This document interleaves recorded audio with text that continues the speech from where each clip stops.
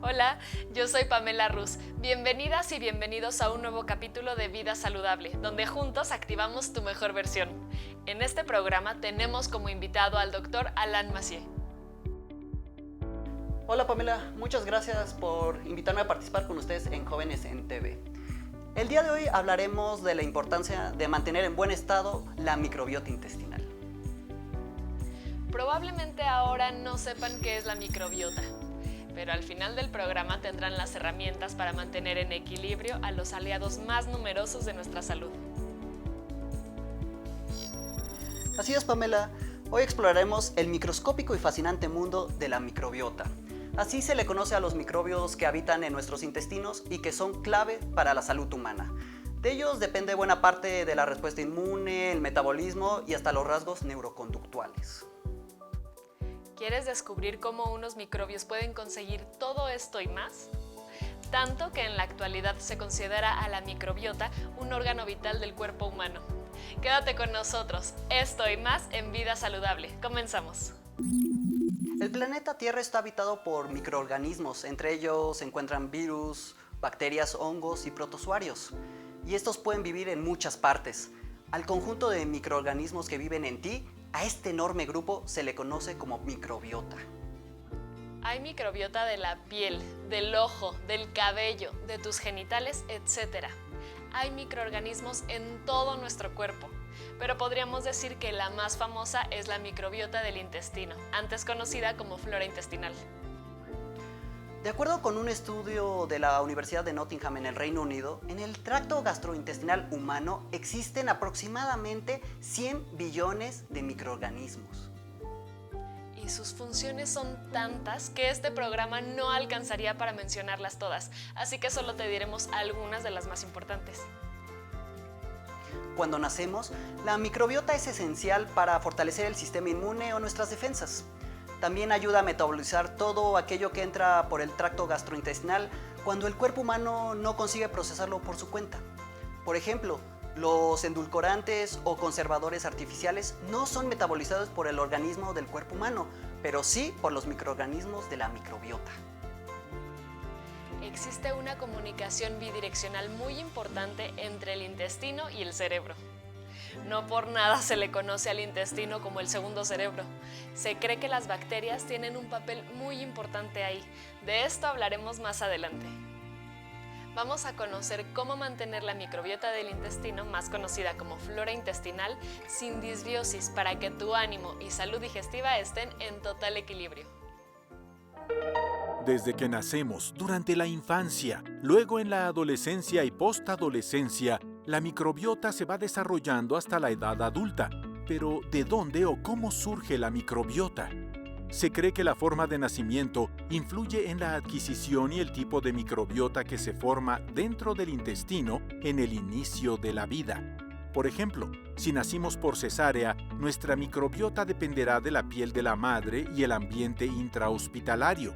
En cambio, si nacemos por parto natural, nuestra microbiota se forma a partir de los microorganismos que se hospedaban en el canal vaginal. Pero de acuerdo con la especialista en microbiota intestinal, la doctora Sofía Morán Ramos, perteneciente a la Unidad de Genómica de Poblaciones del Instituto Nacional de Medicina Genómica, nuevos estudios sugieren que la colonización de la microbiota podría empezar incluso antes del nacimiento, pero aún no son del todo concluyentes. Además, estudios recientes proponen que después del nacimiento es el medio ambiente el que va aportando la población de nuestra microbiota intestinal. Por ejemplo, cuando los bebés interactúan con hermanos, familiares o con mascotas, ahí es cuando se van aportando los microorganismos para la microbiota intestinal. Después, esta se va enriqueciendo conforme vamos creciendo. Y una vez llegada la edad adulta, la microbiota se mantiene bastante estable. ¿Has escuchado de la microbiota? La microbiota o bien la flora intestinal, como algunos la conocemos, son aquellos microorganismos que viven en el interior de nuestro cuerpo, principalmente en nuestro colon. Sus funciones son diversas, van desde sistemas de defensa, es decir, le dicen a mi sistema inmunológico lo que es malo, hasta estar conectados con mi cerebro y dar señales de hambre, de saciedad, incluso se dice que de cambios de humor. También ayudan a destruir aquellos microorganismos que son ajenos a mi cuerpo, pero principalmente ayudan a digerir y extraer lo mejor de aquellos alimentos que consumimos diariamente. Solo sé, no he escuchado tanto, pero sé que es un conjunto de organismos que se encuentran en muchas partes del cuerpo de muchos seres vivos. ¿Te suena la palabra probióticos? Son bacterias vivas que viven en nuestro intestino y lo mantienen en óptimas condiciones. Además, eliminan bacterias, toxinas e infecciones. Ayudan a mantener una piel sana y ayudan a absorber de aquellos alimentos minerales, vitaminas y glucosa. La palabra probiótico sí me suena mucho porque sé que los yogures contienen probióticos. Estamos con Sofía Morán Ramos, doctora especialista en microbiota, que nos hablará más sobre este tema. Doctora, bienvenida, muchas gracias por estar con nosotros. Muchas gracias por la invitación. Doctora, ¿cómo es la comunicación bidireccional entre el intestino y el cerebro? El intestino y el cerebro no están físicamente muy cerca, pero tenemos todo lo que le llamamos el sistema nervioso autónomo, que es una red como de cablecitos que conectan a ambos órganos, al cerebro y al intestino. Entonces, en términos de la comunicación bidireccional, lo que sabemos es que el cerebro o nuestro estado de ánimo, por ejemplo, puede afectar a través de esta conexión de cables qué tanto se mueve nuestro intestino, ¿no? Tan es así que cuando estamos estresados, incluso nos puede dar como diarrea, ¿no? Porque hay cambios en la motilidad, etcétera. Por el contrario, el intestino tiene que avisarle al cerebro de todo lo que está ingiriendo, ¿no? Todos los nutrientes que llegan. Y entonces para eso secreta hormonas o a través de esta misma red como de cables, le avisa al cerebro qué es lo que está pasando dentro de su interior. Y entonces lo que es muy interesante es que dentro de esta conexión bidireccional del intestino-cerebro está también la microbiota intestinal. Es decir, pensemos en las bacterias intestinales como una parte del intestino. Entonces, estas bacterias son como una población extra de microorganismos que lo que hacen es que están produciendo un montón de cosas, pero esas como compuestos que producen o moléculas se absorben al cuerpo y entonces incluso también pueden llegar al cerebro y entonces es como nuestra microbiota podría influir entonces también a cuestiones que suceden en el cerebro. Doctora, ¿cómo está vinculada la microbiota con nuestros estados de ánimo, emociones y memoria? Lo que se sabe es que si la microbiota no funciona del todo bien, incluso podemos o está asociada con procesos de depresión o con otras enfermedades neurológicas como autismo, etcétera. Entonces, esto quiere decir que tanto nuestro estado de ánimo puede modificar nuestra microbiota como nuestra microbiota puede modificar nuestro estado de ánimo. Sofía, ¿qué puede hacer una microbiota equilibrada por nosotros? Yo que amo a la microbiota te podría decir todo, ¿no? Pero la realidad es que, bueno, los estudios que se han realizado en los últimos 15 años han vinculado a la microbiota con muchas enfermedades, es decir, enfermedades desde, obviamente, gastrointestinales, ¿no? Las aparte son enfermedades que ahora son bien comunes porque están asociadas también con el estrés, como síndrome del intestino irritable o colitis, ¿no? Pero también se han vinculado con enfermedades metabólicas como la obesidad o como la diabetes tipo 2 o enfermedades neurológicas como enfermedad de Parkinson o incluso con la presencia de alergias. Entonces, aunque no tenemos todavía bien a bien no podemos describir lo que es una microbiota equilibrada, ¿no? En términos de son la bacteria A o la bacteria B, sí sabemos que una microbiota desequilibrada puede hacernos más propensos a desarrollar alergias, a todas estas enfermedades que te mencioné con anterioridad. Doctora, ¿cuáles son las consecuencias de no tener nuestra microbiota bien equilibrada? Existen, ¿no?, toda una gama de estudios que han hecho asociaciones, ¿no? Es decir, sin duda las personas que tienen diabetes tienen una microbiota diferente, las personas que tienen o sufren de obesidad tienen una microbiota diferente, los niños que sufren de alergias tienen una microbiota diferente, pero eso no quiere decir que la microbiota necesariamente sea la causa de esto, ¿no? Por ejemplo, en la obesidad, pues echarle la culpa solo a nuestras bacterias sería muy injusto, ¿no? O sea, hay toda una parte de, pues, porque comes más, porque no haces ejercicio. Entonces, por ejemplo, en la obesidad, que es particularmente el área en la que yo trabajo, se sabe que la microbiota es uno de tantos factores, pero ahí sí, a través de unos estudios bien bonitos en donde se trasplanta, ¿no? O se traspasa la microbiota de una persona con obesidad a un ratoncito, sabemos que el ratoncito puede desarrollar obesidad con tan solo con la microbiota de la persona. Entonces, eso nos habla de que sí hay un papel causal y entonces nos dice que si tenemos una microbiota desequilibrada y de por sí ya o no comíamos bien o no hacíamos ejercicio, pues eso puede disparar justamente que desarrollamos una de este tipo de patologías. Sofía, vamos a hacer una breve pausa y regresamos contigo para seguir aprendiendo muchísimo más de la microbiota.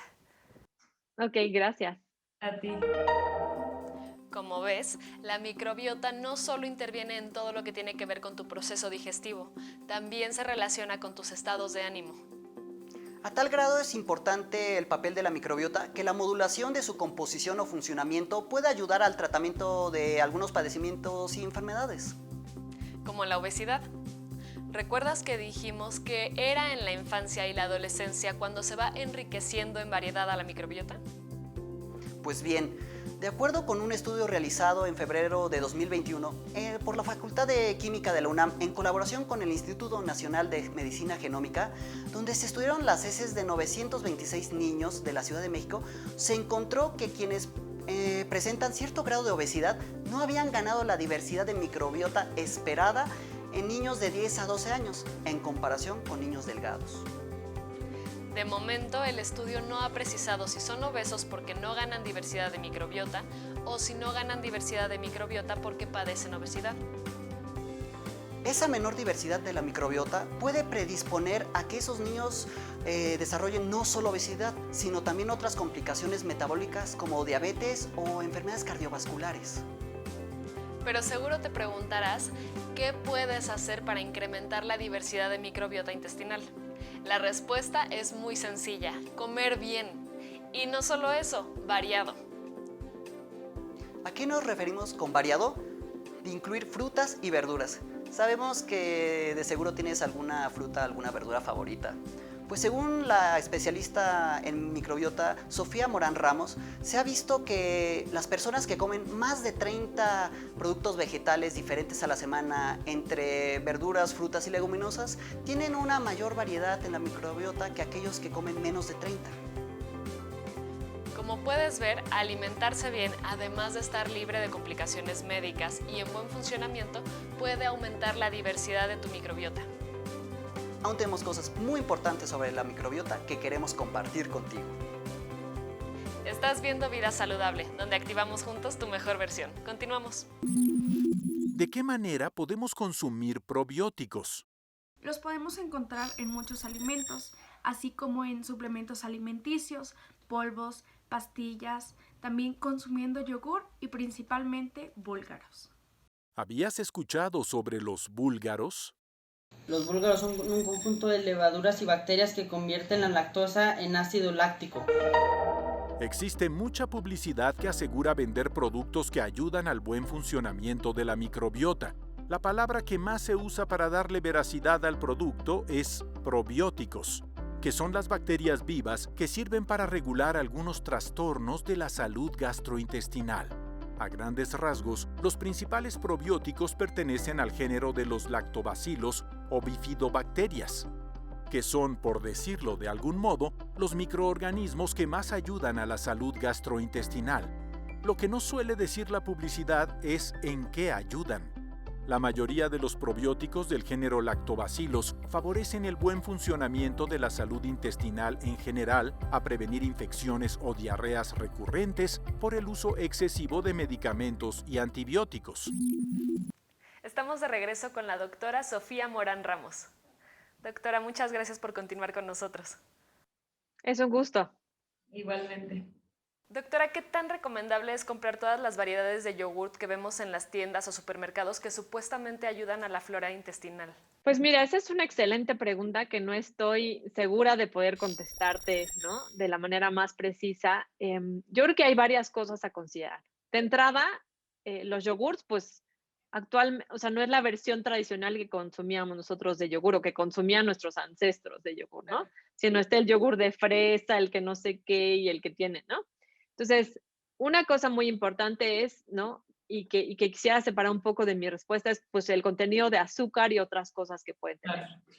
En cuanto a los que dicen que ayudan a la salud gastrointestinal o porque tienen algún tipo de microorganismo en específico, sin duda, el alimento fermentado per se, en estudios, ¿no? Lo que le llamamos estudios epidemiológicos, que son estudios de poblaciones muy, muy grandes en donde asocian patrones de consumo con salud, se ha visto que el consumo de alimentos fermentados sí es bueno para la salud, sobre todo para la salud gastrointestinal, ¿no?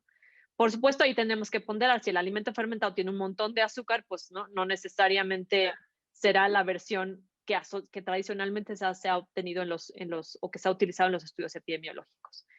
Pero también hay unos que dicen cada vez más, ¿no? Tiene un Lactobacillus bifidus o un Bifidobacterium adolescentis P85. Entonces, lo que se sabe es que algunos microorganismos sí tienen, por estudios comprobados, algunos beneficios, pero el alimento tendría que decir el nombre completo del bicho y que ese bicho tenga estudios o reportes de ese beneficio para saber que nos está haciendo bien. Mal, no creo que haga mal, insisto, por la parte del bicho, aunque hay que consumirlos, por supuesto, con moderación, no ser lo único que estamos consumiendo. Doctora, ¿qué son los prebióticos y los probióticos y para qué sirven? ¿Debemos consumirlos? La definición per se de un probiótico es un microorganismo o bacteria viva que cuando se consume en cantidades adecuadas da un beneficio a la salud.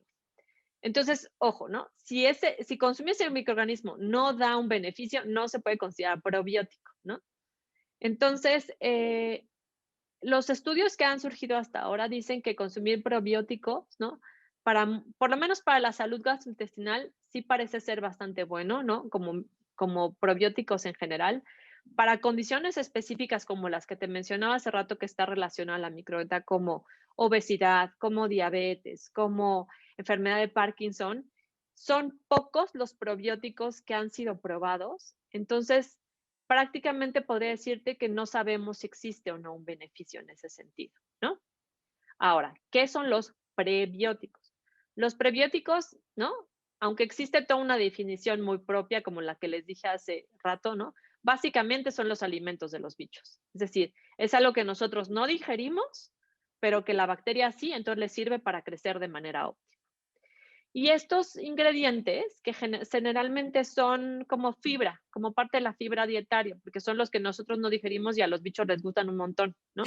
Algunos otros fitoquímicos también se han considerado o catalogado como prebióticos, pero eso sí, en muchos estudios se ha comprobado que sí ayudan a una buena flora intestinal. Entonces, sin duda, consumir prebióticos, ¿no? Palomita, probióticos, dependiendo de la condición. Sofía, ¿en una misma familia hay dos microbiotas iguales? Creo que ahí te podría decir parecidas sí, iguales nunca, ¿no? Es que nuestra microbiota es casi como nosotros, o sea, aunque tú tuvieras una hermana gemela y se parecieran muchísimo, nunca van a ser exactamente idénticas, ¿no? Pueden ser idénticas genéticamente, pero pues tienen rasgos de personalidad distintos y así. Lo mismo en la microbiota, ¿no? Entonces, la microbiota está influenciada por muchos factores, ¿no? El que comemos, el cómo vivimos, el si nos estresamos, etcétera. Sofía, ¿hay componentes comunitarios como la calidad del agua o algún otro factor que afecten de forma colectiva la microbiota de toda una población? Sin duda. De hecho, los estudios que le llaman estudios epidemiológicos, que te decía son estos estudios de grandes poblaciones, lo que demuestran es que uno de los factores más importantes para diferenciar la microbiota es la región geográfica. Es decir, los mexicanos no vamos a tener la misma microbiota que los holandeses, ni que los americanos, ni que los brasileños, ¿no? O sea, son microbiotas parecidas, pero no son iguales. Y entonces, tratando de entender a qué responden estas diferencias, una de las cosas vistas es la región geográfica, con todo lo que esto implica. El agua que bebemos, los alimentos que comemos, ¿no? Incluso los contaminantes ambientales a los que estamos expuestos, van a influenciar de alguna manera nuestra microbiota. Entonces, sin duda, todo nuestro entorno va a hacer que se establezca un tipo de microbiota u otro. Doctora, ¿qué tan bueno es criar búlgaros? ¿Qué son y qué tan recomendable es tomar leche de búlgaros? Pues mira, si te soy honesta, yo nunca los he criado, pero sí los he estudiado mucho, ¿no? Entonces, los búlgaros son básicamente conglomerados de bacterias que les gusta fermentar la lactosa de la leche, ¿no?